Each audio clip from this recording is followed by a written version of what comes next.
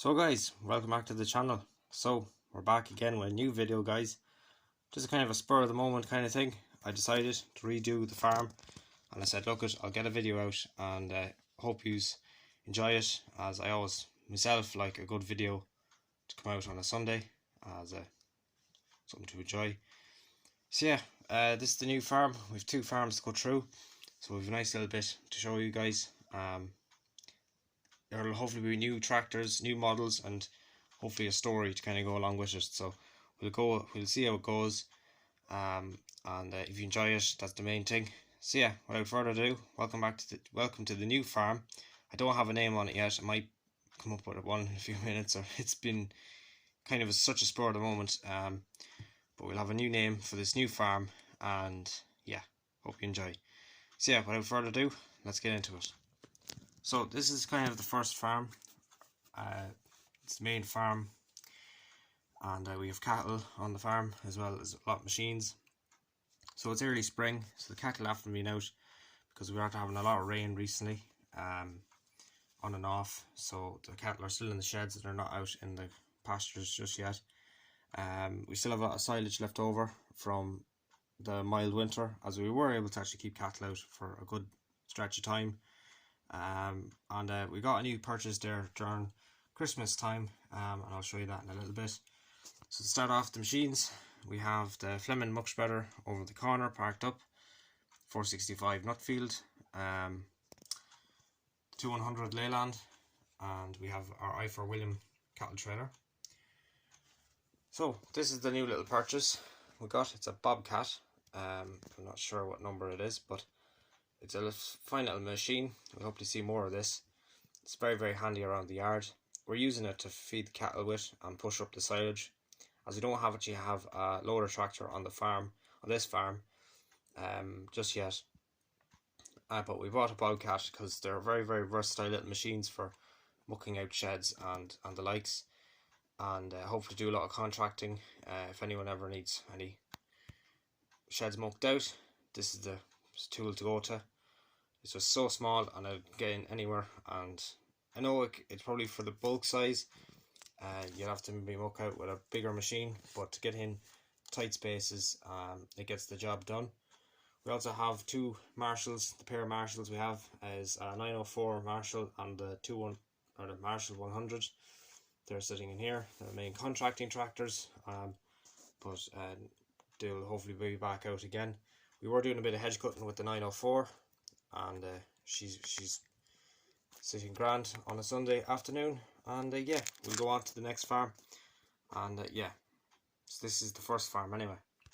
So this is the new farm. So there's a bit of a story behind this. We bought it not too long ago. So this farm was being used for most of the land. Your man was using it as an out farm. The whole yard here and everything got very overgrown, and as time went on it got worse and worse. You couldn't use it at all. Couldn't even swing a cat in it. It was a lot of briars and bushes and moss and all sorts of weeds and briars. So we went ahead and we rented a digger for 2 days. We spent the time scraping up the ground, so that's why it's kind of a earthy colour it is. We'll eventually then maybe concrete it properly. We also done a part of the field, the top portion of it, as we're going to put a shed in there. We're going to knock out the wall and maybe put a new shed in there. That'll be work in progress.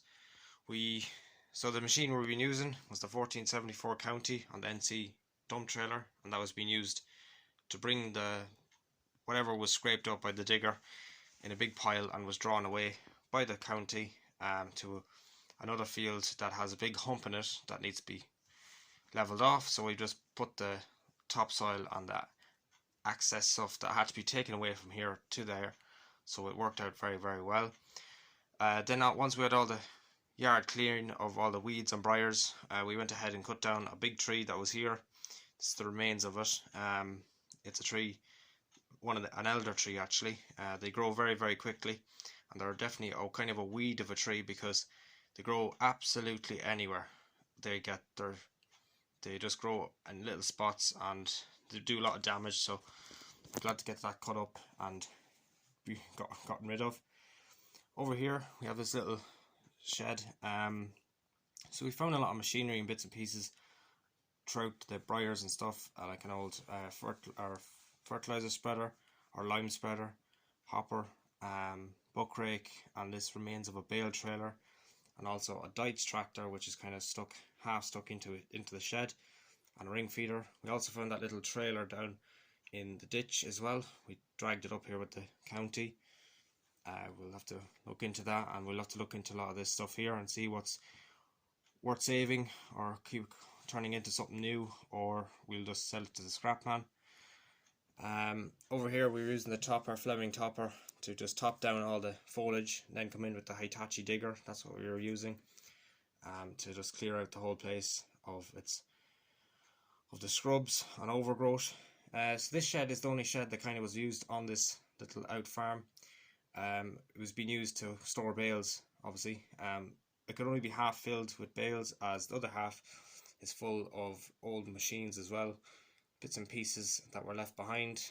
There's a JCB 3C there. We'll see about getting it going.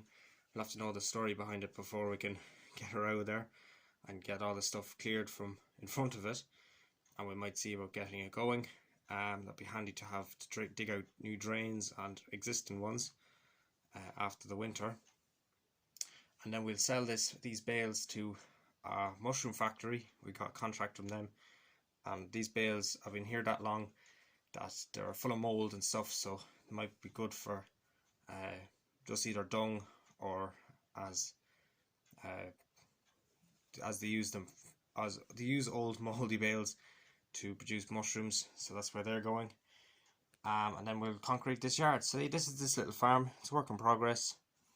And yeah guys, I hope you enjoyed today's video. If you haven't already, go hit subscribe. Tell me what you think in the comments. And also, if you want, you can come up with a name for this farm, and if I like it good enough, or I might take inspiration from your names you tell me, I will give you a shout out in the comments or in our next week's video. So hopefully we'll have a next video. It'll be probably next Sunday, and yeah, we'll see how we get on.